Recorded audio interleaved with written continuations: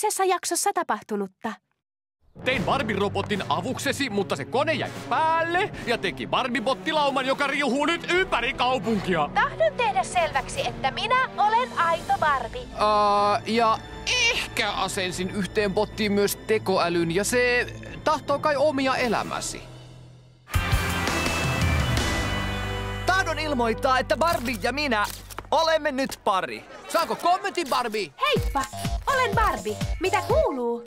Barbie yrittää sanoa, että... Se en ole minä, se on robotti.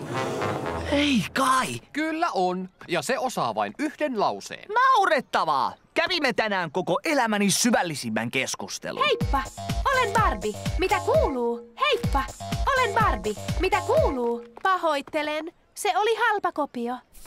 Tiesin kyllä. Joo, tiesin alusta asti. Kuka nyt robottiin rakastuisi? Heippa, olen Barbie. Mitä kuuluu?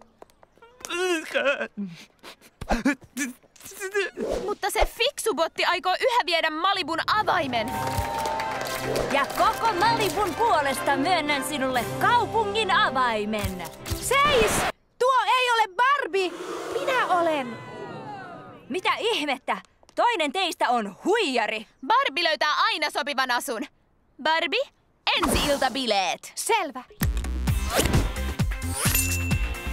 Näetkö? Hän on se aito.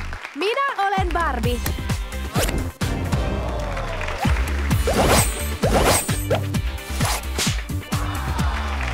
Olen kyllä mestarin rakentaja.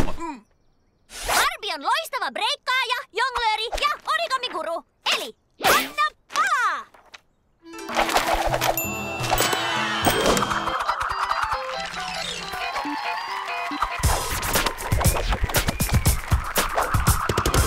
Siinäkö kaikki?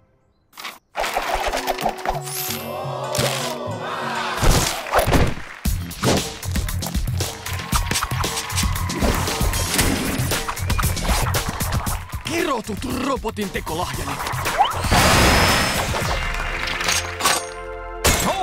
Lienee selvää, kumpi on oikea Barbie. Olkoon, voitit. Ja kaupungin avaimen kanssa saat myös Malibun kruunun. Oi, kruunun! Rakastan niitä! Oi! Heippa, olen Barbie. Mitä kuuluu? Ole hyvä, Barbie.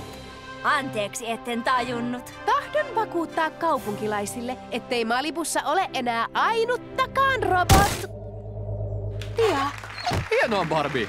Tiesin aina, kuka olit. Kiitos, Ken. Ja hyvä, että purit sen robottikoneesi. En kaipaa enää yhtäkään kopiota. Niin, purin sen.